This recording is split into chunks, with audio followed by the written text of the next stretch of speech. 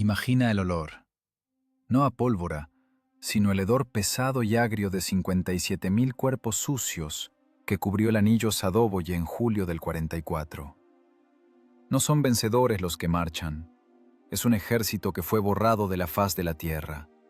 Verás cómo la física mata de forma más aterradora que una bala.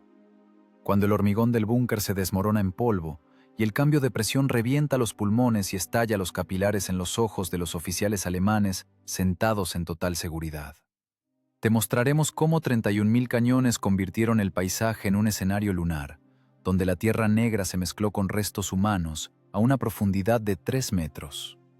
Descubrirás por qué, después de esta marcha, hubo que lavar el asfalto de Moscú con jabón y por qué los periódicos occidentales guardaron un silencio vergonzoso sobre esta carnicería, mientras sus agregados palidecían al ver los interminables campos de metal quemado. La historia no se escribe con tinta, se escribe con orugas de tanque. Mire hasta el final para ver exactamente cómo le rompieron la columna vertebral a la Wehrmacht y para conocer el precio que se pagó para lavar ese rastro del pavimento. 22 de junio de 1944, tercer aniversario del inicio de la guerra. En los mapas de la Wehrmacht, en el cuartel general del Grupo de Ejército Centro, reina un orden ideal, geométricamente verificado.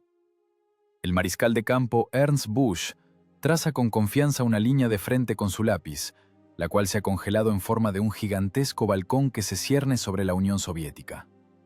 Este balcón bielorruso les parece a los alemanes un bastión inexpugnable. Las estructuras de ingeniería de la línea Vaterland están fundidas con hormigón de la más alta calidad, reforzadas con cúpulas blindadas y bloquean todas las direcciones propensas a ataques de tanques. Los sectores de tiro se cruzan, creando zonas de destrucción continua, donde la densidad del fuego de ametralladora alcanza las 12 balas por metro lineal por minuto. Aquí en el centro, los alemanes esperan una guerra de posiciones, agotadores combates locales y una defensa larga y lenta. Están convencidos, los rusos no tienen fuerzas para un ataque frontal. Pero esta seguridad es el resultado de la operación de desinformación más grande en la historia de las guerras. Mientras los oficiales alemanes en acogedores búnkeres cerca de Minsk beben coñac francés y discuten las noticias de Normandía, el Estado Mayor soviético implementa una estrategia de ceguera radioelectrónica total contra el enemigo. En el aire sobre Bielorrusia cuelga un silencio denso y viscoso. Las estaciones de radio callan. Las órdenes se transmiten solo por paquetes, a través de oficiales de enlace, en motocicletas y aviones U-2. Nada de código Morse, nada de conversaciones abiertas. Régimen total de silencio de radio para todo un frente. No es solo ausencia de sonido, es un vacío que succiona la vigilancia del enemigo. En cambio, en el sur, en la zona de Ucrania y Moldavia, el éter estalla de actividad. Allí operan cientos de estaciones de radio, imitando la concentración de 2 ejércitos de tanques. Los operadores de radio soviéticos transmiten las 24 horas órdenes de batalla falsas, solicitudes de combustible e informes sobre la llegada de trenes con equipo. En los bosques se construyen miles de maquetas de tanques y piezas de artillería hechas de madera y vigas. Los motores de los tractores funcionan en ralentí, creando un fondo acústico que registran los detectores de sonido alemanes. El polvo en los caminos lo levantan camiones que arrastran troncos con cables, imitando el movimiento de pesadas columnas de orugas. Es un teatro para un solo espectador, y ese espectador es Adolf Hitler. Los rusos golpearán en el sur. Es obvio, lanza el general, mirando los informes de interceptación de radio. Quieren cortarnos el acceso al petróleo rumano. El centro es un sector secundario, aquí hay pantanos, los tanques no pasarán por aquí. Señor general, objeta en voz baja el jefe de inteligencia, limpiando nerviosamente su monóculo. Las estaciones acústicas registran el rugido de motores al norte del Pripyat. Los agentes callan, pero el bosque hace ruido. Son los partisanos calentando sus tractores, desestima el comandante. Transfieran la división de tanques de las SS cerca de Leópolis. Allí estará caliente. Aquí nos las arreglaremos con infantería. El mando alemán se traga el anzuelo entero. Las unidades de tanques de élite, los equipos de bomberos de la Wehrmacht, se retiran de sus posiciones en Bielorrusia y se van al sur, dejando desprotegida la dirección central. Van al encuentro de fantasmas, dejando a sus espaldas una muerte real. La lógica de Berlín es simple y errónea. El terreno en Bielorrusia es un aliado de la defensa. Pantanos impasables, bosques densos, amplias llanuras aluviales de ríos. Nadie en su sano juicio enviaría cuerpos mecanizados aquí. Un tanque Tiger de 57 toneladas simplemente se hundiría aquí, convirtiéndose en una caja de acero en el fondo del pantano. Juzgan por sí mismos, olvidando que los rusos saben pelear no gracias al paisaje, sino a pesar de él. Y mientras tanto, en los bosques bielorrusos ocurre una acumulación de energía cinética de fuerza monstruosa. Konstantin Rokossovsky, ingeniero de almas humanas y cuñas de tanques, resuelve el problema de la transitabilidad donde por definición no se puede pasar. El traslado de tropas se realiza solo de noche. Los faros están apagados. Los conductores se orientan por manchas blancas en las partes traseras de los vehículos que van delante. La velocidad de las columnas es de 5 a 10 kilómetros por hora. Miles de camiones, tractores y cañones autopropulsados se arrastran en la oscuridad como una gigantesca serpiente de acero. De día todo se detiene. El equipo se esconde bajo las copas de los árboles. Las redes de camuflaje se entrelazan con las ramas. Desde el aire solo se ve bosque. Un mar verde en el que se han disuelto 4 frentes. 1.200.000 hombres. 4.000 tanques y cañones autopropulsados. 24.000 cañones y morteros. Toda esta masa de metal, personas y explosivos está comprimida en un resorte en un estrecho sector del frente. La logística trabaja al límite de las posibilidades físicas. Para alimentar a esta armada con proyectiles se requieren cientos de trenes. Las tropas ferroviarias cambian el ancho de vía justo bajo las narices de los alemanes, metiendo los trenes en vías muertas que ayer no existían en los mapas. Los proyectiles se descargan a mano, las cajas se pasan en cadena. Decenas de miles de toneladas de muerte se almacenan en caponeras forestales. El olor a agujas de pino se mezcla con el pesado y aceitoso olor a grasa de armas y combustible diésel. El camuflaje de las intenciones alcanza el nivel de arte. A los oficiales se les prohíbe aparecer en la primera línea con insignias y mapas. El reconocimiento se realiza con abrigos de soldado. Cualquier movimiento descuidado, cualquier destello de óptica, puede delatar la presencia de todo un ejército. Pero los alemanes siguen creyendo en su invulnerabilidad. Sus aviones de reconocimiento Focke-Wulf vuelan sobre los bosques, fotografiando el vacío. Las películas se revelan, los analistas miran con lupas y ven solo pajares y techos de aldeas. No ven que los pajares son tanques T-34-85 camuflados, y bajo los techos de los graneros hay lanzacohetes Katyusha, apuntando a sus búnkeres. En el sector centro, sin novedades, informa el oficial de guardia al cuartel general del Führer, la guarida del lobo. Los rusos se están atrincherando, no se observa actividad. Excelente, sigue la respuesta desde Berlín. Continúen el traslado de reservas a Ucrania. Fue un error fatal, un error basado en la arrogancia y el desprecio hacia el enemigo. Los generales hitlerianos veían el mapa, pero no veían el territorio. Consideraban la logística como matemáticas, y los rusos la convirtieron en un arma de sigilo. Los alemanes esperaban un golpe de puño en la cara, pero el cuchillo ya estaba puesto en su hígado. El silencio sobre los pantanos bielorrusos se volvía insoportablemente denso. El aire vibraba de tensión. Los soldados en las trincheras de ambos lados sentían algo se acerca. Pero si los rusos sabían la hora exacta del comienzo del fin, las 4 de la mañana del 23 de junio, los alemanes solo podían adivinar. No tenían tiempo para el miedo. Su lugar lo ocupó la despreocupación de los condenados. En los estados mayores de los frentes termina la última sincronización de relojes. Las agujas están sincronizadas con precisión de segundo. El mecanismo está en marcha.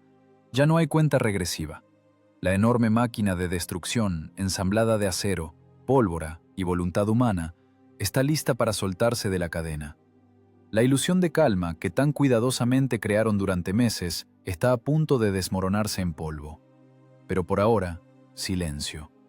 Un silencio que es más aterradora que cualquier cañoneo, porque detrás de él no hay solo un ejército, sino una sentencia. Una sentencia al grupo de ejército centro, firmada por la propia geografía y una estrategia de camuflaje subestimada.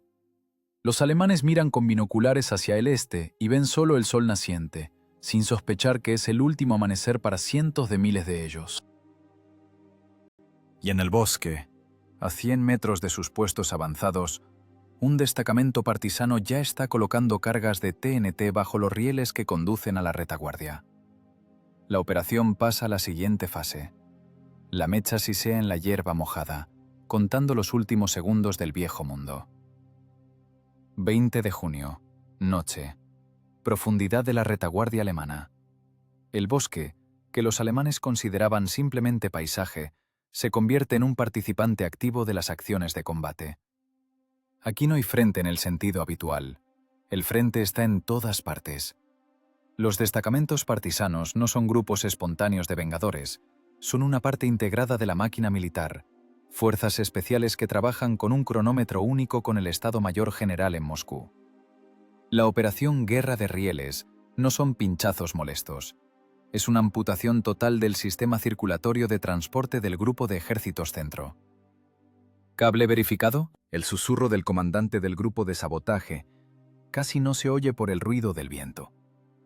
Afirmativo. Carga en la Unión. Detonador en norma. Nos vamos. 3 minutos para el concierto. Las sombras se disuelven en la espesura. En el terraplén ferroviario queda un bloque de TNT, presionado contra el acero frío del riel. En esta noche se han colocado decenas de miles de tales bloques. Todo el territorio de Bielorrusia ocupado por el enemigo está envuelto en una red invisible de explosivos. Es un garrote logístico echado al cuello de la Wehrmacht.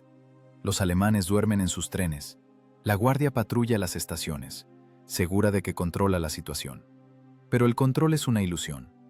La realidad es un temporizador que está a punto de llegar a cero. La explosión rompe el silencio nocturno, no con un estallido solitario, sino con un rugido continuo que rueda desde Vitebsk hasta Brest. La detonación sincrónica de 40.000 rieles. Suena como si la propia tierra hubiera decidido sacudirse los grilletes de acero. Los destellos iluminan el cielo por cientos de kilómetros. El acero, templado en las fábricas del Ruhr, se rompe como un hilo podrido. Los durmientes vuelan en astillas.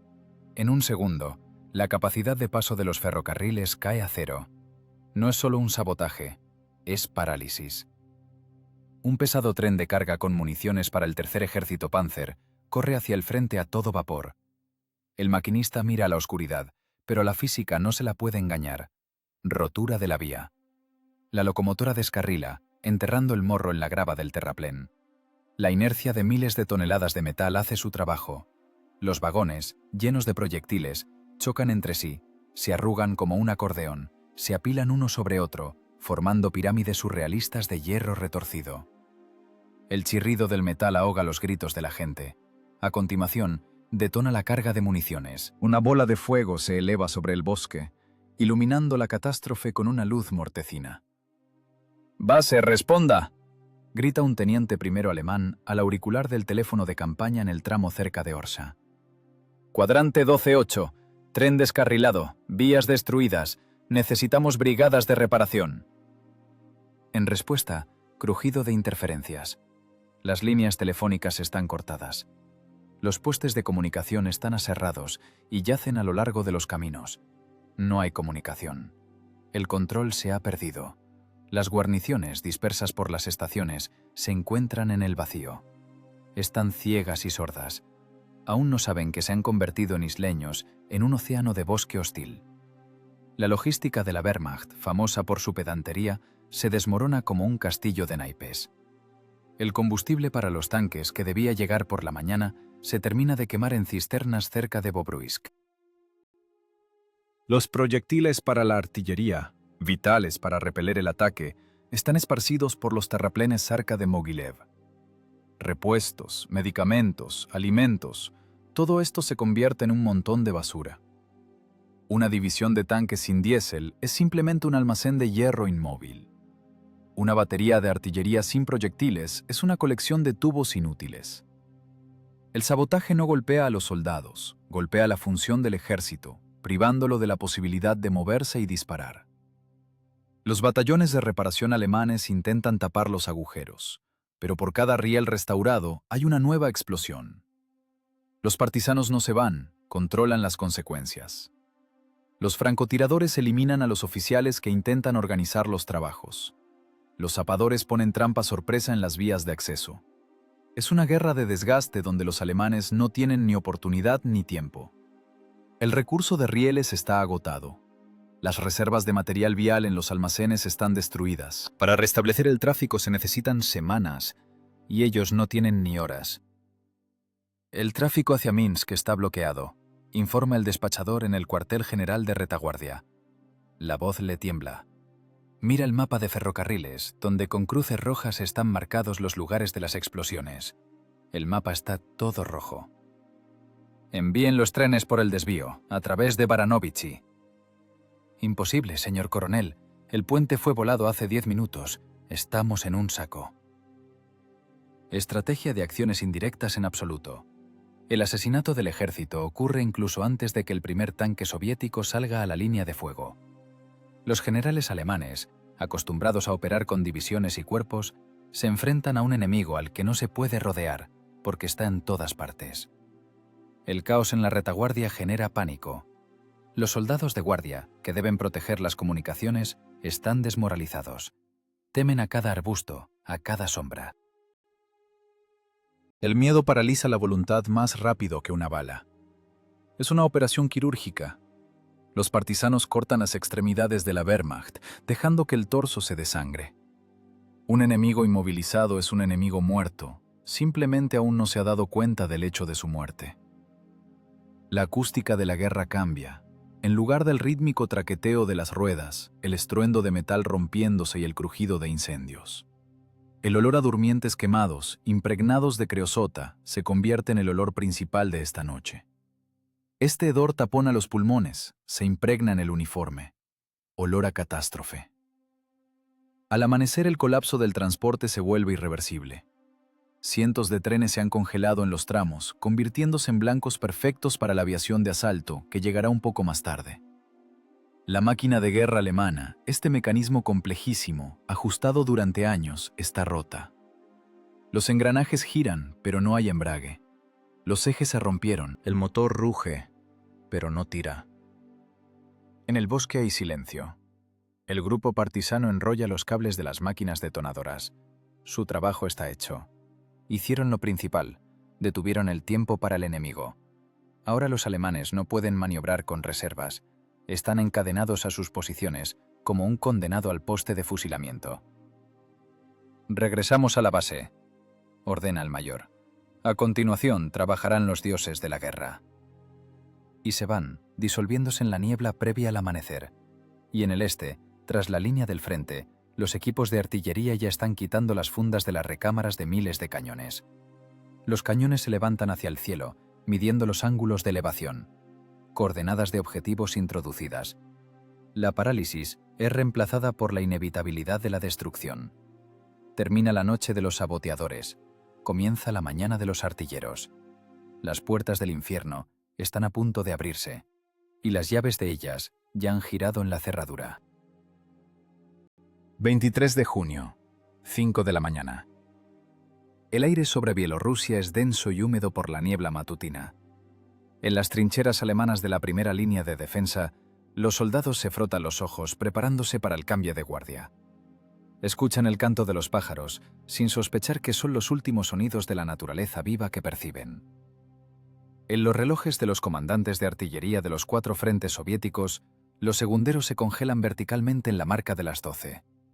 En esta fracción de segundo, 31.000 cañones, morteros y sistemas de cohetes de lanzamiento múltiple lanzan simultáneamente al cielo toneladas de acero al rojo vivo.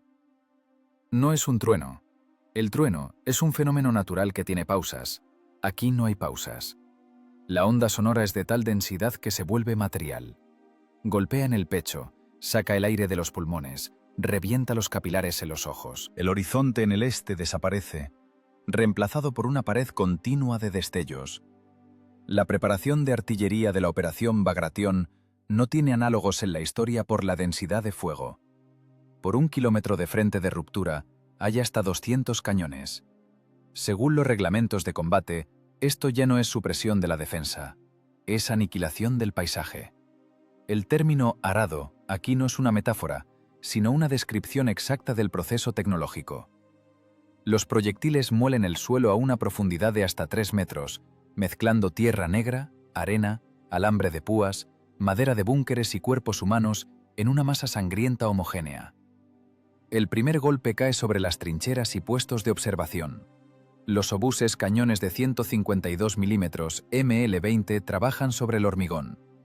Un proyectil de alto explosivo con un peso de 43 kilogramos, al impactar en el techo de un búnker, no solo lo perfora.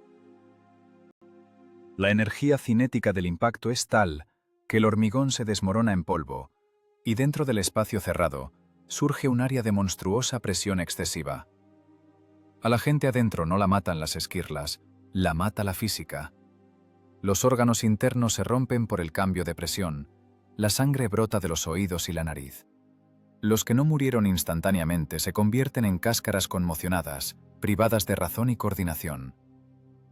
A continuación entran los dioses de la guerra de otro calibre. Los morteros de la Guardia BM-13, las famosas Katyushas. Su aullido es imposible de confundir con nada. Es el sonido de la tela del universo rasgándose. Los cohetes cubren áreas por hectáreas. La temperatura en el epicentro de la explosión es tal que la arena se funde en vidrio. Los macizos forestales, donde se refugiaba la infantería alemana, estallan como cajas de cerillas. Los árboles no caen, son cortados por la onda expansiva de raíz o astillados en fibras. La oportunidad de sobrevivir en una trinchera bajo tal fuego es igual a cero matemático. La tierra tiembla con una amplitud que no permite mantenerse en pie. Los sismógrafos a cientos de kilómetros del frente registran vibraciones del suelo similares a un terremoto de fuerza media. En el éter de la red de radio alemana reina la histeria, cubierta por el crujido estático de las descargas. «¡Sector Antón! ¡Nos están aniquilando!», grita el operador de radio de un regimiento de infantería. La voz se rompe en un chillido. «¡Muro de fuego! ¡No vemos el sol! ¡Todo arde! ¿Dónde está la Luftwaffe? ¿Dónde está la artillería?» «¡Mantener posiciones!», resopla el altavoz en respuesta. «¡No hay nada que mantener! ¡No hay posiciones! ¡Aquí solo hay cráteres!». Nadie en el otro extremo del cable puede comprender la escala de lo que está ocurriendo. La defensa alemana, construida durante años, el muro inexpugnable, desaparece en 120 minutos. Las alambradas de 5 filas se evaporan. Los campos minados detonan en reacción en cadena, añadiendo su voz a la sinfonía general de destrucción. La artillería soviética aplica el método de barrera de fuego. Una pared de explosiones rueda hacia adelante frente a la infantería que avanza, barriendo todo lo vivo en su camino. El paso de la barrera es de 100 metros, el ritmo 2 minutos. Es una cinta transportadora de muerte que funciona con la precisión de un cronómetro suizo. Un error en los cálculos de un segundo significa un golpe a los propios, por eso los equipos trabajan como robots. Cargar, apuntar, fuego. Retroceso del cañón. Expulsión de la vaina. El olor a pólvora es tan denso que se puede cortar con un cuchillo. El efecto psicológico de la preparación artillera es más aterrador que la destrucción física. Los soldados alemanes supervivientes en la tercera línea de defensa, al ver cómo la primera y la segunda línea simplemente dejan de existir, entran en estupor. Les sale sangre de la nariz por la vibración constante. No escuchan las órdenes. Su voluntad está paralizada por un terror animal ante una potencia a la que es imposible resistirse. No es un combate de soldado contra soldado, es un combate del hombre con el elemento implacable del fuego y el acero. La artillería le saca el alma a la Wehrmacht, incluso antes de que el primer soldado soviético pise la trinchera enemiga. Después de 2 horas, el cañoneo se desplaza bruscamente hacia la profundidad de la defensa. Llega el silencio. Pero no es el silencio de la paz, es el zumbido en los oídos después de una conmoción. El paisaje es irreconocible, las referencias están borradas. Donde había una arboleda, tocones humeantes. Donde había una aldea, una chimenea y un montón de ladrillos. Donde había un búnker, un cráter de 10 metros de diámetro. En este desierto muerto y arado, entre polvo gris y hollín, se eleva una bengala verde, señal de ataque. En la bruma, entre la tierra retorcida, aparece un nuevo sonido. El bajo grave y retumbante de los motores diésel. Crece, haciendo vibrar los restos de cristales en los binoculares de los oficiales alemanes. De las nubes de polvo y humo emergen siluetas angulares con cañones largos. Las tenazas de acero comienzan a cerrarse. El tiempo de la artillería terminó. Llegó el tiempo del blindaje y la maniobra. Los ejércitos de tanques encienden los motores. 24 de junio. Espacio operativo. El rugido de los diésel V2 se funde en una única vibración de baja frecuencia que se siente no con los oídos, sino con el diafragma. Los ejércitos de tanques soviéticos salen al espacio operativo. Pero no es un ataque frontal al que se acostumbraron los estrategas alemanes en 3 años de guerra. Es una nueva geometría de la muerte. Las cuñas de tanques no asaltan las ciudades, convertidas por Hitler en fortalezas. Las ignoran. Las columnas de acero fluyen alrededor de los nodos de resistencia, como el agua fluye alrededor de las piedras en un torrente rápido, dejando las guarniciones del enemigo en una retaguardia profunda y desesperada. La velocidad se vuelve más importante que el blindaje. El ritmo de la ofensiva es el calibre principal de esta operación. El tanque T-34-85 aquí actúa no como un duelista, sino como un instrumento de ruptura profunda. Sus orugas anchas crean una presión sobre el suelo menor que el pie de un hombre, solo 0,7 kilogramos por centímetro cuadrado. Esto permite a las máquinas de 32 toneladas ir por donde los mapas alemanes dibujan pantanos impasables. La mecánica de la maniobra es simple y cruel. Cortar las vías de suministro, cortar las carreteras, cerrar el anillo y seguir adelante sin mirar atrás. Cerca de Vitebsk ocurre un cierre de trampa de libro de texto. 5 divisiones alemanas del 53º Cuerpo de Ejército, que recibieron la orden categórica del Führer de mantener la fortaleza hasta el último cartucho, descubren repentinamente que la fortaleza se ha convertido en una cripta. Los cuerpos de tanques soviéticos del 6º Ejército de la Guardia y del 39º Ejército se unen al oeste de la ciudad. El anillo está cerrado. Las paredes de la caldera no son una delgada línea de infantería, sino una barrera continua de artillería antitanque que gira sus cañones hacia el interior del cerco. Dentro del casco del comandante de tanque soviético crepita el éter, lleno de órdenes cortas y tajantes. Nada de lírica, solo coordenadas y vectores de movimiento. Diamante 2, a la derecha en el rumbo punto de apoyo, alemanes en los establos. Veo, rodea por la izquierda, no involucrarse. De eso se encargarán los fusileros motorizados. Nuestra tarea es la carretera a Lepel. Adelante, velocidad. Los tanques pasan a toda velocidad junto a las aturdidas barreras alemanas, cubriéndolas de gases de escape y barro. Las torretas ni siquiera giran hacia el enemigo. No tienen tiempo para presas pequeñas. Más al sur, cerca de Bobruisk, se desarrolla un drama aún mayor. El 9º Ejército alemán queda atrapado entre los ríos Beresina y Dnieper. Rokossovski aplica aquí un golpe doble, las clásicas tenazas. 2 cuerpos de tanques rompen la defensa y se encuentran en la zona de los cruces. En el saco de fuego quedan 40.000 soldados y oficiales de la Wehrmacht. Ya no es un ejército, es una multitud de gente armada, privada de mando, combustible y esperanza. La estructura de la caldera es una estrangulación matemáticamente verificada. El área ocupada por los rodeados se reduce rápidamente. Con cada hora, la densidad de tropas en el saco crece, convirtiendo cualquier punto en el mapa en un blanco ideal. Las unidades de élite alemanas intentan abrirse paso. Reúnen grupos de choque, lanzan al combate los últimos Panzer y cañones de asalto, pero la física de la guerra trabaja contra ellos. Los intentos de ruptura chocan contra líneas antitanque preparadas de antemano. Los regimientos soviéticos de cazacarros despliegan cañones de 76 mm SIS-3 en tiro directo. ¡Perforante! ¡Referencia! ¡El borde del bosque! ¡Tanques! Grita el comandante de la batería. Disparo, retroceso, tintineo de la vaina, humo negro del blindaje alemán perforado, distancia de combate, 300 metros. A tal distancia es imposible fallar. Las columnas alemanas que intentan escapar del anillo se convierten en cementerios de metal ardiendo. Los caminos están atascados con restos de camiones y transportes blindados, creando embotellamientos que hacen imposible la maniobra. Dentro de las calderas comienza la agonía. El orden y la disciplina, de los que tanto se enorgullecía la Wehrmacht, desaparecen. Solo queda el instinto de conservación, que empuja a la gente a ataques sin sentido contra las ametralladoras. Los oficiales se arrancan las charreteras, intentando mezclarse con los soldados. Los vehículos de Estado Mayor arden junto con documentos secretos. La comunicación con Berlín se ha perdido, y los últimos radiogramas son un grito de ayuda que se va al vacío. «Estamos rodeados, no tenemos municiones, tanques rusos en nuestra retaguardia. ¿Qué hacer?», grita el operador de radio del 9º Ejército. No hay respuesta.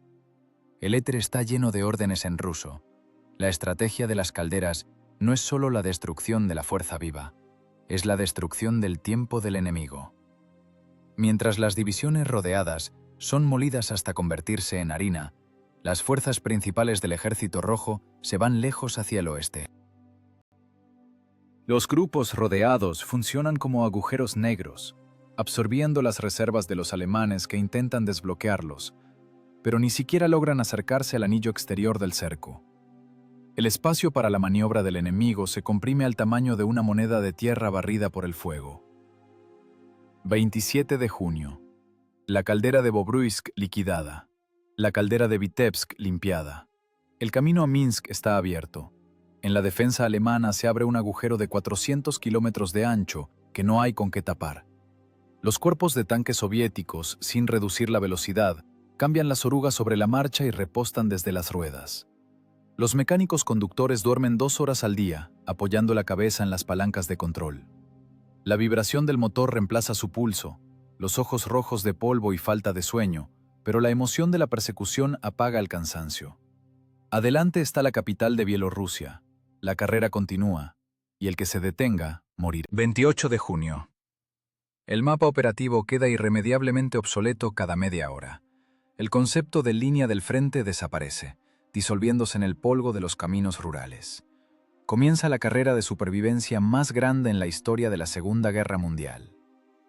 Los ejércitos de tanques soviéticos pasan al modo de galope incesante. El ritmo de la ofensiva se dispara hasta 50 o 60 kilómetros por día. Para la maquinaria pesada de orugas es un régimen extremo, que roza el suicidio técnico. El recurso de los diésel se agota 3 veces más rápido de lo normal. Las transmisiones aúllan por el sobrecalentamiento, las bandas de rodadura de las ruedas humean. Pero la orden «adelante» cancela las leyes de la física. Es una guerra relámpago clásica, girada 180 grados. Solo que ahora en el papel de cazadores están los tanquistas soviéticos y en el papel de presa, los restos del otrora temible grupo de ejércitos centro. Las columnas alemanas se retiran hacia el oeste, intentando despegarse, pero los tanques rusos se mueven más rápido. Van por cursos paralelos, por senderos forestales, por campos, adelantando al enemigo para encontrarlo no por la espalda, sino de frente, en el siguiente cruce. La psicología del soldado alemán se rompe definitivamente. Estaban acostumbrados a que el peligro estuviera atrás, pero ahora la muerte los espera adelante, en la retaguardia profunda, que todavía ayer se consideraba una zona segura. Dentro de los 34 hace un calor infernal. Los ventiladores no dan abasto. La temperatura del aire en el compartimento de combate sube hasta los 45 grados. El sudor inunda los ojos, mezclándose con hollín y polvo de aceite. Las tripulaciones trabajan con pura adrenalina y automatismo. El sueño se convierte en un lujo inaceptable. Duermen a ratos, 2 horas, directamente sobre el blindaje o recostados en las ruedas durante el repostaje. La comida. Un pan seco en el bolsillo y un trago de agua tibia de la cantimplora. El organismo está agotado, pero el cerebro registra solo un objetivo: Minsk. «El agua hierve, temperatura 95, el motor se va a gripar», grita el mecánico conductor a través del ruido de la transmisión. Su cara está negra de hollín, las manos tiemblan por la tensión en las palancas. «¡Mantener revoluciones!», ruge el comandante, pegándose la mira. «No detenerse, si paramos no llegaremos. Adelante, Iván, sácale el alma. A la orden, mantener». El tanque supera el ascenso de un tirón y vuelve a ganar velocidad. No se detienen para rematar grupos dispersos de alemanes. Su tarea es más global: cerrar la tapa de la caldera gigante. Las unidades alemanas que se apresuran a ocupar la defensa cerca de Minsk simplemente no llegan a las trincheras. Los aplastan en la marcha. Las orugas aplastan cañones que ni siquiera lograron desplegar en posición de combate. Los camiones con infantería, tomados por sorpresa en la carretera, se convierten en antorchas antes de que los soldados logren saltar al suelo. No es un combate, es una aplanadora pasando sobre un hormiguero. La logística de la ofensiva funciona al límite de lo posible. Los camiones cisterna van en las formaciones de combate de los tanques, los proyectiles se transportan en camiones capturados, los talleres móviles sueldan el blindaje y cambian eslabones de oruga directamente en el campo, bajo fuego. El tiempo es el recurso principal. Quien llegue primero a los cruces sobre el Beresina y el Svislak, ese ganará.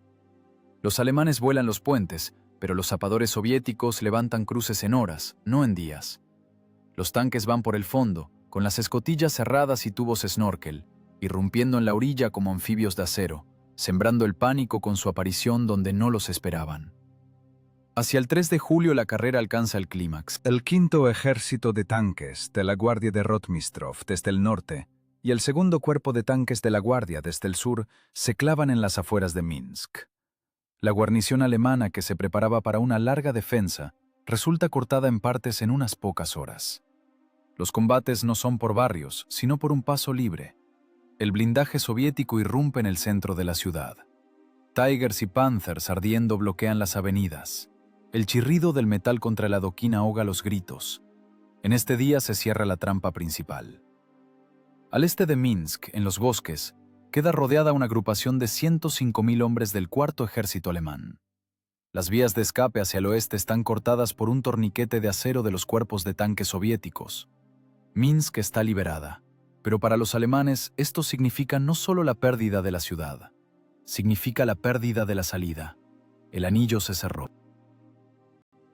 La iniciativa estratégica se ha realizado definitivamente en un hecho geográfico. Amanecer, soy Halcón. Craspita la radio en el tanque del comandante en la plaza central de la Minsk destruida. Anillo cerrado, no pasa ni un ratón. Recibido, Halcón. Apaga motores, deja dormir a la gente. El silencio desciende sobre la ciudad junto con el crepúsculo, pero es un silencio engañoso. Detrás del anillo del cerco, en los bosques, 100.000 hombres armados se dan cuenta de que están aislados del mundo. Su mando prometió la fortaleza Minsk, pero la fortaleza cayó mientras caminaban hacia ella. La velocidad de la ofensiva soviética se convirtió en ese mismo factor que transformó la retirada organizada de la Wehrmacht en una catástrofe de escala bíblica. Quien no llegó a tiempo, llegó tarde para siempre. La guerra relámpago regresó a su patria, pero sus creadores ahora hablaban en ruso. Caldera de Minsk, al este de la capital de Bielorrusia, 4 de julio. En los macizos forestales y en los estrechos caminos rurales está atrapada una masa gigante de personas y equipo. Más de 100.000 soldados y oficiales del cuarto ejército alemán. Están privados de mando centralizado, pero conservan la inercia del movimiento hacia el oeste, tratando de encontrar una brecha en el anillo soviético. Aún no entienden que el espacio para la maniobra ha desaparecido.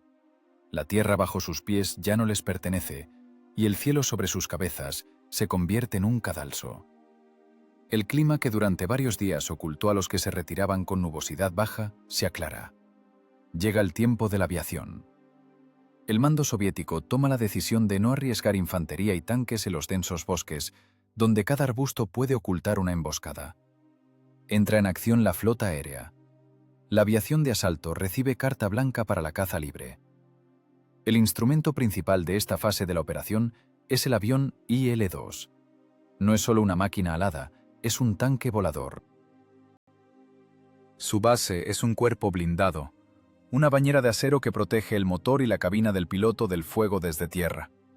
Los alemanes lo llaman muerte negra o avión de concreto. Para los pilotos soviéticos es una herramienta de trabajo, destinada a moler columnas mecanizadas hasta hacerlas picadillo. La táctica de uso de los aviones de asalto en estos días se ha llevado al automatismo de una cinta transportadora. Los grupos de IL-2 entran a los objetivos en oleadas escalonadas. Forman sobre las columnas alemanas un carrusel, un círculo cerrado que permite regar al enemigo con fuego continuamente. Mientras una escuadrilla sale del ataque, la siguiente ya abre fuego. Los intervalos entre las pasadas son segundos. Los alemanes, atrapados en estrechos caminos forestales y pasos de troncos a través de pantanos, no tienen oportunidad de dar la vuelta. No pueden salirse a un lado, allí hay ciénaga. Están encerrados en su propia técnica, como en ataúdes metálicos. Quinto, soy primero. Suena la voz del líder del grupo en los auriculares. Un tono tranquilo, profesional, como si se tratara de arar y no de matar. Veo la columna, cuadrante 17. Cabeza en el puente, cola en el bosque. Trabajamos según lo clásico. Yo bloqueo la cabeza. Tercero, toma la cola. Entendido primero, entrando. El avión de asalto líder cae en picada, ángulo, 30 grados, altura, vuelo rasante. De las alas se desprenden cohetes. La explosión del vehículo de cabeza en el puente crea instantáneamente un atasco. El movimiento está paralizado. El avión de asalto que viene detrás golpea el vehículo de cierre. La columna se detiene. Ahora no es un ejército, es un blanco estacionario de varios kilómetros de largo. Comienza la destrucción metódica. Los cañones de 23 milímetros VY a 23 atraviesan los techos de camiones y transportes blindados de lado a lado. Los proyectiles rompen el metal, explotan los tanques de gasolina, convierten a conductores y pasajeros en masa biológica. Pero el arma más terrible en el arsenal del IL-2 son las PTAB, bombas de aviación antitanque. Cada una pesa solo 1,5 o 2,5 kilogramos. En las bodegas de bombas de un solo avión de asalto hay cientos de ellas. Al soltarlas, curren el área con un método de alfombra. La carga acumulativa de la pequeña bomba quema hasta 70 milímetros de blindaje. Para el techo de un Tiger o un Panther, esto es más que suficiente. Los tanques, que es imposible tomar de frente en tierra, desde el aire estallan como antorchas. El chorro de metal al rojo vivo irrumpe en el compartimento de combate, detonando la munición. Las torretas de varias toneladas de peso son arrancadas y lanzadas a un lado como tapas de conservas. Abajo ocurre un infierno, desprovisto de toda heroicidad. Es una matanza técnica. Los medios antiaéreos alemanes son suprimidos en los primeros minutos. Los soldados corren entre los vehículos en llamas, tratando de encontrar refugio en el bosque. Pero el bosque también arde.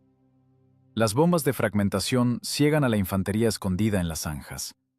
El estruendo de las explosiones, el aullido de los motores en postcombustión y el crepitar de los cañones se funden en un rugido continuo que rompe los tímpanos. El humo del combustible y caucho quemado se eleva en columnas negras que se ven a decenas de kilómetros. «Primero, munición vacía», informa el compañero. «En el camino hay papilla, no hay movimiento». «Recibido, regresamos a la base. El relevo ya está en camino». En el cielo aparecen nuevas escuadrillas. La cinta transportadora no se detiene ni un minuto. Los pilotos ven abajo no personas, sino una textura de destrucción. Esqueletos negros de equipo, manchas grises de infantería, flores naranjas de explosiones. Es un trabajo de desgaste. En un día los pilotos realizan 5 o 6 salidas de combate. Los mecánicos en los aeródromos caen rendidos, colgando bombas y cargando cintas, mientras los pilotos fuman sin quitarse los cascos. Las manos tiemblan no de miedo, sino de la vibración de la palanca de mando. Al final del día, los caminos forestales al este de Minsk dejan de ser arterias de transporte. Se convierten en cementerios de metal. Decenas de kilómetros de equipo quemado. Esqueletos derretidos de Mercedes, Opel, Hanomag, están parachoques con parachoques. El asfalto y el suelo están impregnados de aceite, gasolina y sangre, tanto que esta mezcla chapotea bajo los pies. Los alemanes supervivientes, aturdidos, conmocionados, desmoralizados, salen del bosque con las manos en alto. Ya no tienen armas, no tienen voluntad, no tienen ejército. La aviación no solo venció, molió a una agrupación de 100.000 hombres hasta hacerla polvo, demostrando que en la guerra moderna, la supremacía en el aire es una sentencia absoluta para los que están abajo. El grupo de Ejército Centro dejó de existir definitivamente como fuerza militar. Quedó solo una multitud a la que le espera una última marcha, pero no hacia Berlín, sino hacia el este. 17 de julio de 1944, Moscú. Temperatura del aire 28 grados positivos. El asfalto del anillo Sadoboye se derrite bajo el sol, pero la ciudad no siente el calor. Se ha congelado esperando un espectáculo que no tiene análogos en la historia de las guerras mundiales. Por primera vez el enemigo entra en la capital, pero no como conquistador, sino como biomasa, privada de voluntad y futuro. La logística de esta operación, Gran Vals, fue llevada a cabo por el NKVD con la misma precisión impecable con la que el ejército llevó a cabo Bagration. Decenas de trenes, miles de vagones de carga, un horario estricto de descarga en las estaciones de mercancías. 57.600 personas, exactamente esa cantidad de exsoldados y oficiales de la Wehrmacht, fue llevada a Moscú para realizar su última marcha. No es un desfile. Un desfile implica ritmo, música, paso marcial. Aquí no hay ni tambores ni orquestas. El único sonido que llena las amplias avenidas es el roce. El roce de decenas de miles de suelas arrastrándose por el asfalto. El sonido de una oruga gigante arrastrándose hacia su fin. El silencio es tal que se oye la respiración de esta multitud de miles. Pero no domina el sonido, domina el olor. Un hedor pesado y agrio de cuerpos no lavados, vendas podridas, paños sin lavar hace mucho tiempo y miedo animal. Este olor cubre las calles con una nube densa, obligando a los moscovitas a llevarse instintivamente los pañuelos a la cara. Al frente de la columna va el generalato. 19 generales y 6 coroneles. Los que hace un mes trazaban flechas en los mapas en acogedores búnkeres cerca de Vitebsk y Bobruisk, ahora van a pie, mirando sus pies. En sus uniformes se han dejado las medallas, una orden de Stalin destinada a subrayar la profundidad de la caída. El brillo de las cruces de hierro y las cruces de caballero ahora no simboliza valor, subraya lo absurdo de su posición. Intentan mantener la postura, pero a la física no se la puede engañar.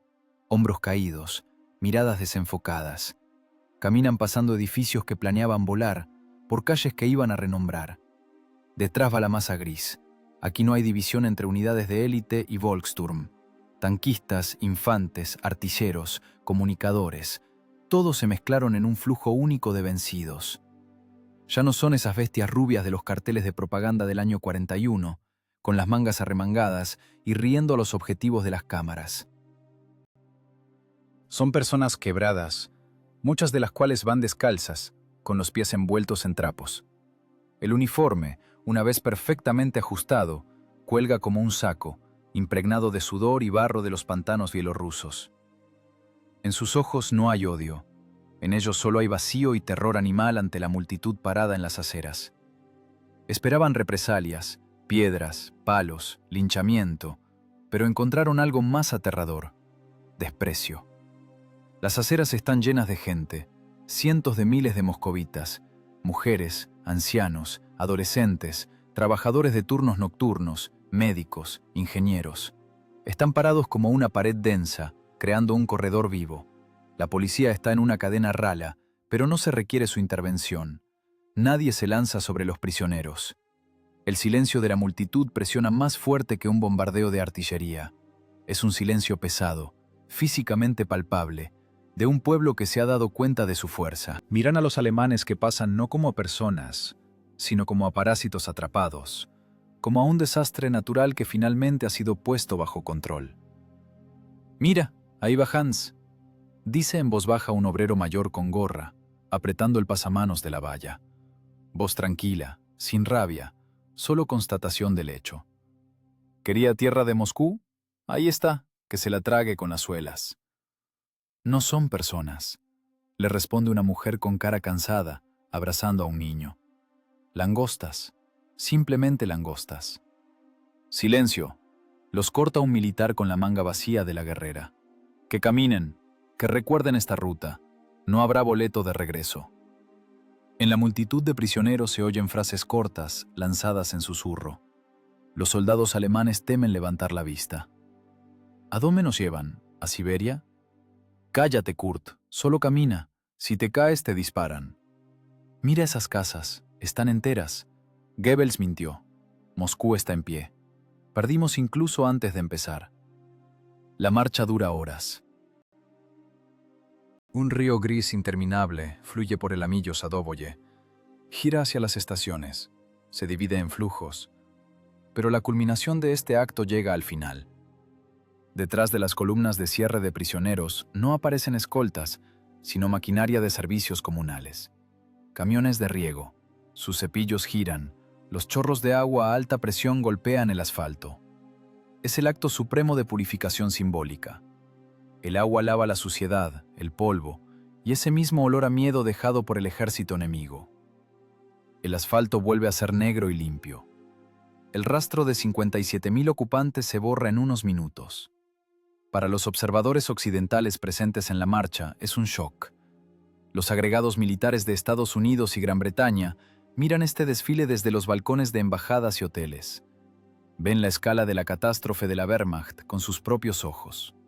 No son cifras secas en los boletines, en los que en Occidente se acostumbraron a no confiar. Es una prueba viva del colapso. El grupo de ejércitos centro no solo se retiró, se trasladó físicamente al cautiverio ruso.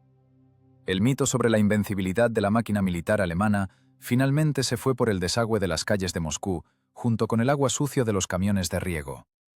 El asfalto se seca rápido. La vida de la ciudad vuelve a su cauce habitual. Los tranvías vuelven a sonar en los cruces, pero la realidad geopolítica ha cambiado irreversiblemente. Los prisioneros se cargan en trenes para ir a reconstruir las ciudades destruidas por ellos. Y en el mapa de Europa, allí donde antes estaba el monolítico frente oriental, se abre un vacío gigante de cientos de kilómetros de ancho. Y este vacío significa solo una cosa. El camino a Berlín está abierto, no solo estratégicamente, sino también moralmente. La columna vertebral del nazismo está rota, y el sonido de esa fractura lo escuchó todo el mundo en el pavimento de Moscú. Adelante, Polonia y la frontera del Reich.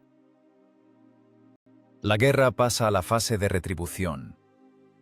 Mientras los camiones de riego en el anillo Sadoboye lavan los rastros físicos de la existencia del grupo de ejércitos centro, en los mapas estratégicos en los estados mayores de todas las potencias beligerantes ocurre un cambio tectónico.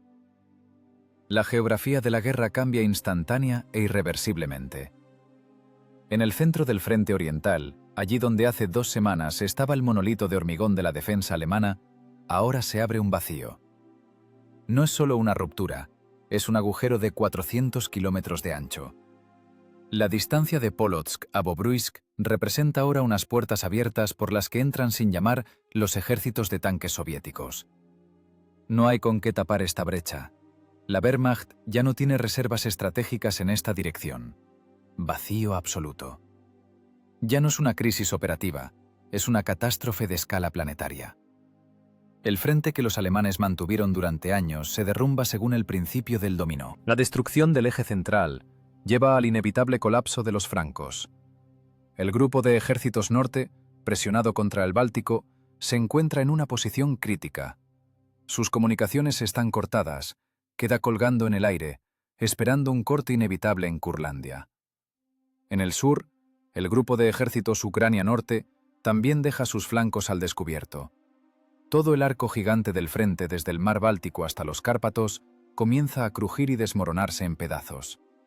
La integridad de la defensa alemana se ha perdido para siempre. Ahora no es una línea única, sino un conjunto de focos aislados de resistencia que la aplanadora soviética aplasta uno por uno. En el cuartel general de Hitler, la guarida del lobo en Prusia Oriental, reina una atmósfera de manicomio. El aire acondicionado del búnker está impregnado de miedo y negación de la realidad. El Führer está inclinado sobre una mesa enorme cubierta de mapas. Sus manos tiemblan. En el papel todavía existen divisiones, regimientos y grupos de cuerpos. Banderitas de colores están en las fronteras de ríos y ciudades. Pero son fantasmas. Estas divisiones ya no existen en la naturaleza. Se quemaron en los hornos de tanques cerca de Minsk, se pudrieron en los pantanos del Beresina o justo ahora arrastran las suelas por el asfalto de Moscú. Pero admitirlo significa admitir el fin del Tercer Reich. «Trasladen la 12ª división de tanques cerca de Lida», grita histéricamente Hitler señalando el mapa con el dedo. «Organicen inmediatamente un contraataque con las fuerzas del cuerpo Félix. ¿Por qué no atacan?» El coronel general Guderian, jefe del Estado Mayor General, mira a su líder con una mirada pesada y sin parpadear, de un profesional que ve el abismo. Mi Führer, la voz de Guderian es seca y quebradiza, como pergamino viejo. La 12ª división no existe. El cuerpo Félix dejó de comunicarse hace 3 días. No tenemos fuerzas para un contraataque. Entre los tanques rusos y Prusia Oriental, solo hay servicios de retaguardia y batallones de convalecientes. «¡Usted miente!», se rompe en un chillido Hitler, tirando los mapas de la mesa. «¡Es traición! Encontraré reservas. Retiren tropas de Normandía. Retiren de Noruega». Pero la física y la logística no se las puede vencer a gritos. El traslado de divisiones desde el frente occidental toma semanas. Los ferrocarriles en Alemania ya están bajo los ataques de la aviación aliada, y los tanques soviéticos recorren 50 kilómetros por día. El ritmo de la ofensiva rusa supera la velocidad de la toma de decisiones en Berlín.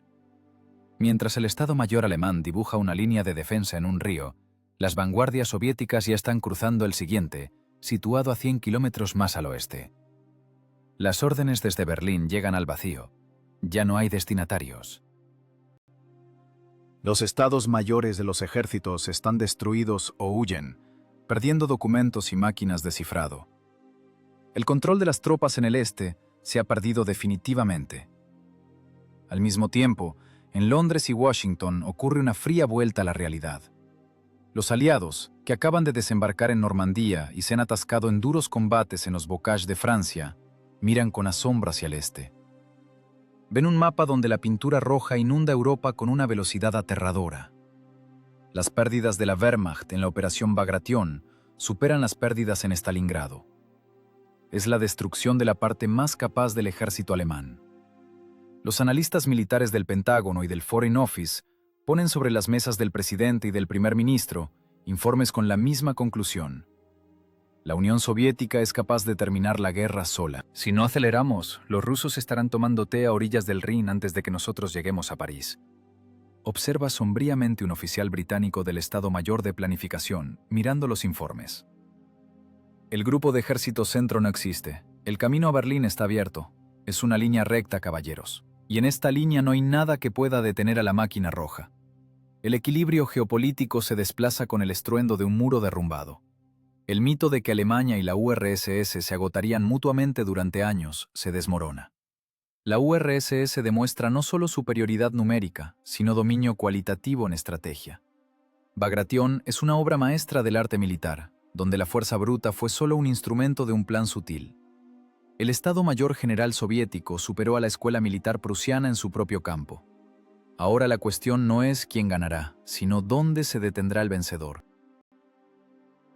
Las fronteras del mundo de posguerra se dibujan justo ahora, con las orugas de los T-34 en tierra polaca. En el agujero gigante en el frente ocurre un efecto de vacío.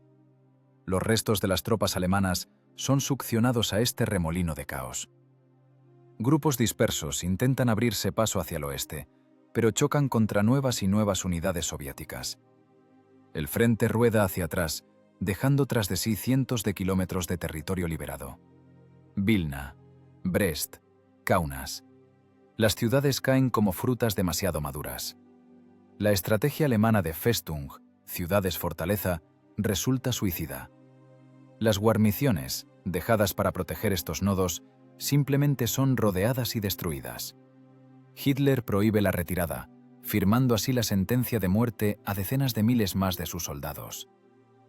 La iniciativa estratégica ha pasado completa, al 100%, a manos de Moscú.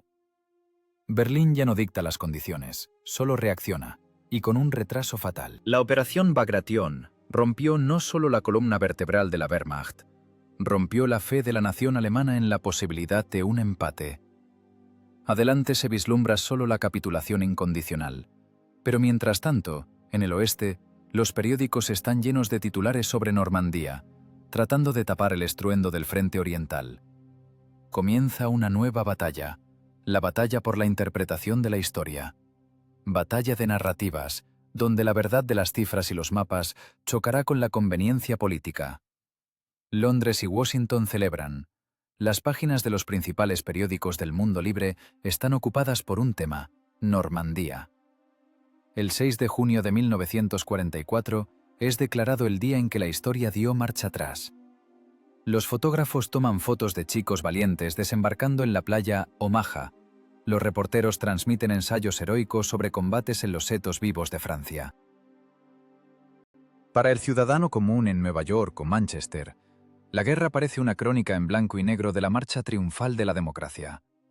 En esta realidad mediática, Berlín caerá bajo los golpes de los aliados, y el frente oriental es algo lejano, en la periferia de la atención, donde los rusos simplemente rematan a un enemigo débil. Pero es mentira. La mentira más grande, cínica y sangrienta de esta guerra.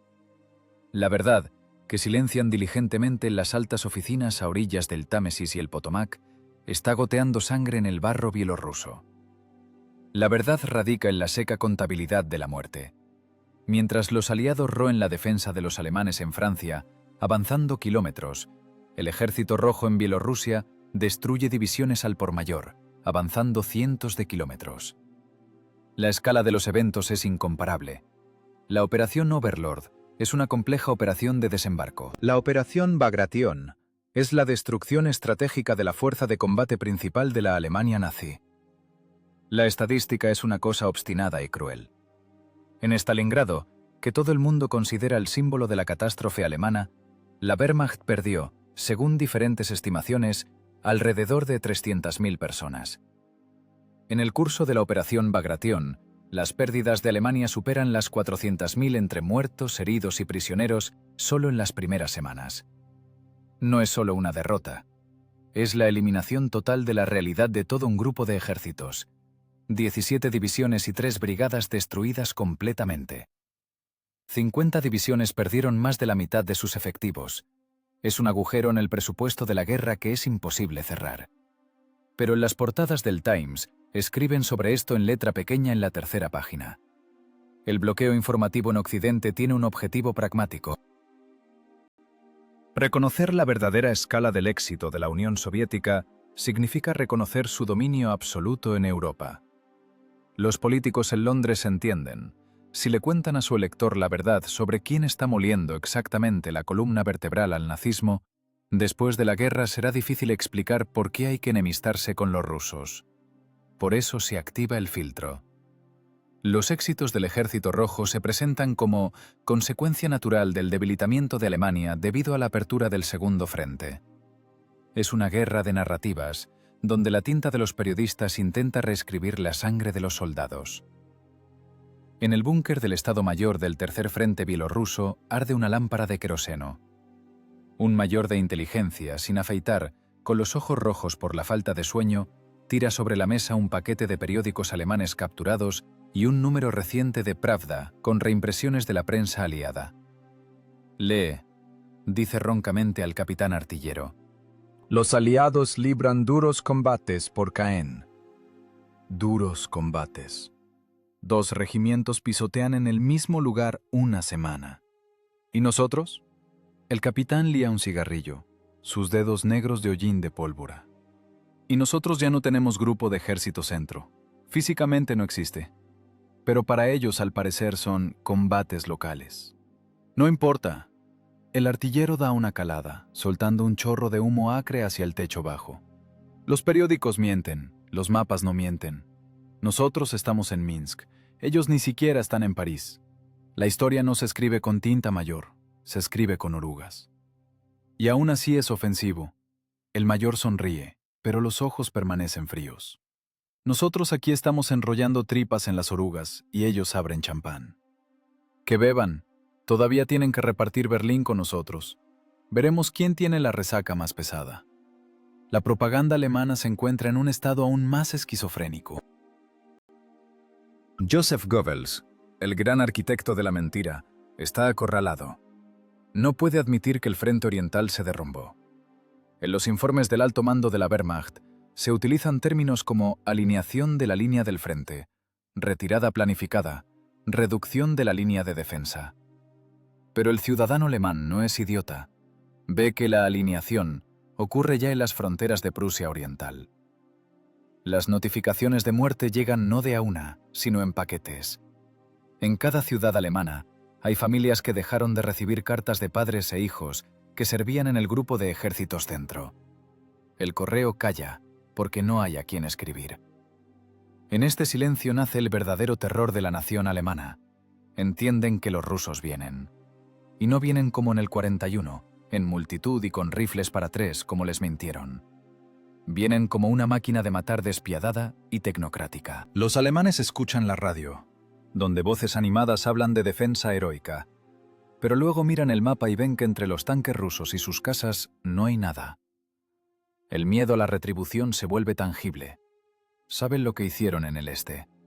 Y ahora el este ha venido a ellos para cobrar la deuda, con intereses. La guerra de narrativas choca con la realidad de los campos de Bielorrusia.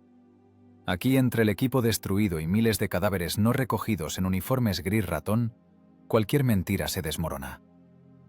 Los agregados militares occidentales, a quienes Moscú invita a los lugares de combate, caminan por este cementerio de la Wehrmacht con caras pálidas. Ven columnas interminables de Tigers quemados, campos sembrados de cascos alemanes, montañas de armas capturadas. Escriben a sus capitales informes secretos, cuyo tono difiere radicalmente del patetismo de los periódicos. Los rusos no solo están ganando.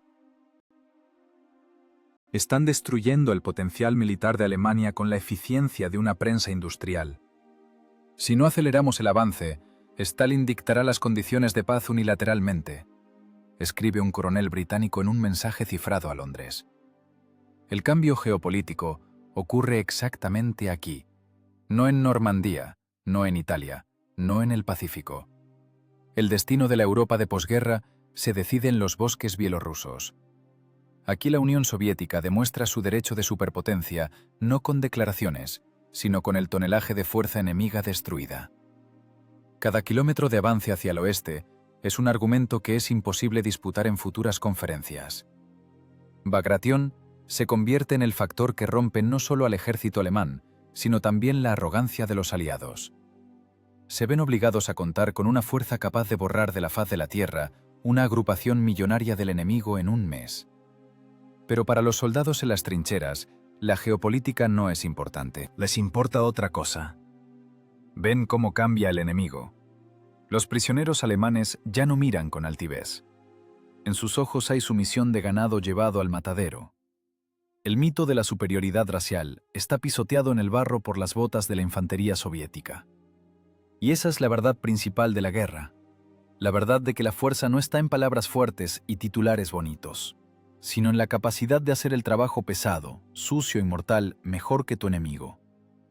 Y ese trabajo lo cumplieron hasta el final, hasta el silencio total y definitivo en el éter del Grupo de Ejército Centro. 29 de agosto de 1944. Finalización oficial de la operación ofensiva bielorrusa. En los informes suenan fanfarrias y se enumeran las ciudades liberadas, pero aquí en la tierra, la música suena diferente. Es silencio. Un silencio pesado y opresivo que llega después de que millones de toneladas de explosivos dejaron de detonar. El humo se disipa, revelando un panorama que cambió para siempre la demografía y la geografía del continente. La tarea estratégica está cumplida. El Grupo de Ejército Centro no solo está derrotado, está tachado de las listas de personal. Pero cada victoria tiene un precio, y este precio no se cobra en rublos o marcos imperiales, sino en vidas humanas. Estadística seca de pérdidas.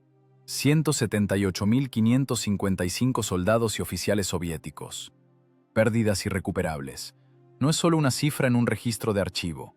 Son 178.000 notificaciones de muerte que volarán por toda la Unión Soviética, desde Brest hasta Vladivostok. Si se alineara a estas personas en una fila, se extendería por cientos de kilómetros. Es el precio por 2 meses de combates. Otros 587.000 hombres resultaron heridos. La logística hospitalaria trabaja al límite. Los trenes con vagones sanitarios van hacia el este en un flujo continuo. Los cirujanos duermen 3 horas al día, extrayendo fragmentos de acero Krupp de la carne viva. El olor a fenol y sangre se convierte en el olor principal de la retaguardia. La tierra de Bielorrusia está sobresaturada de hierro. La densidad de metal en el suelo es tal que las brújulas magnéticas en algunos cuadrantes se vuelven locas. Los zapadores, que van detrás de las unidades que avanzan, recogen la cosecha de la muerte. Decenas de miles de minas, proyectiles sin explotar, municiones abandonadas. Es un trabajo para décadas. La guerra se fue al oeste, pero dejó aquí su rastro venenoso. Habrá que recultivar el suelo, rellenar cráteres, nivelar trincheras, pero los huesos se quedarán. En los bosques cerca de Minsk, en los pantanos de Bobruisk, en los cruces sobre el Beresina, yacen en capas soldados de 2 ejércitos. Se convirtieron en parte del paisaje, en los cimientos sobre los que crecerá un nuevo bosque. La química de la guerra se convierte en biología de la paz. Pero el resultado principal de la operación es la columna vertebral rota del nazismo. No es una metáfora. La Wehrmacht perdió su estructura como organismo único. Hasta junio del 44, el ejército alemán era un resorte capaz de comprimirse y expandirse, lanzar contraataques, maniobrar. Después de Bagration, el resorte se rompió. El mecanismo está roto. Ahora es simplemente un conjunto de piezas dispersas que aún pueden matar, pero ya no pueden vencer. Alemania perdió la iniciativa estratégica para siempre.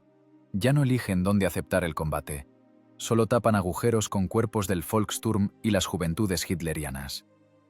Una mirada al mapa de Europa ahora provoca náuseas a los generales alemanes. La distancia a Berlín es de 600 kilómetros, y en estos 600 kilómetros ya no hay barreras naturales comparables a los pantanos bielorrusos o el ancho Dnieper. Adelante, Polonia, llanura, terreno accesible para tanques, paraíso para los cuerpos mecanizados. Los ejércitos de tanques soviéticos, que sintieron el sabor de las rupturas profundas, miran hacia el oeste como a una pista de carreras. La barrera psicológica está superada. Antes, Berlín era un objetivo abstracto, un sueño lejano. Ahora es simplemente un punto en el mapa al que hay que llegar, repostando en gasolineras capturadas. Línea recta. En la geometría de la guerra, la recta es el camino más corto a la victoria. La estrategia soviética enderezó el frente, cortando el balcón bielorruso. Ahora este vector apunta exactamente al corazón del Reich. Los aliados en el oeste, al ver los resultados de Bagration, finalmente se dieron cuenta. La carrera a Berlín ha comenzado, y los rusos tienen la pole position en esta carrera. El paisaje político del mundo de posguerra se forma aquí, sobre las orugas de los tanques IS-2, que están parados a orillas del Vístula, enfriándose después de la marcha. Para el soldado que sobrevivió a esta carnicería, el mundo cambió. Desapareció el miedo a la técnica alemana. Tigers y Ferdinands arden igual que todo lo demás, si se sabe dónde golpear. Desapareció el mito sobre el orden alemán. Vieron cómo los superhombres huyen, abandonando heridos y banderas. Apareció una rabia fría y calculadora de profesional. Aprendieron a pelear no con números, sino con habilidad.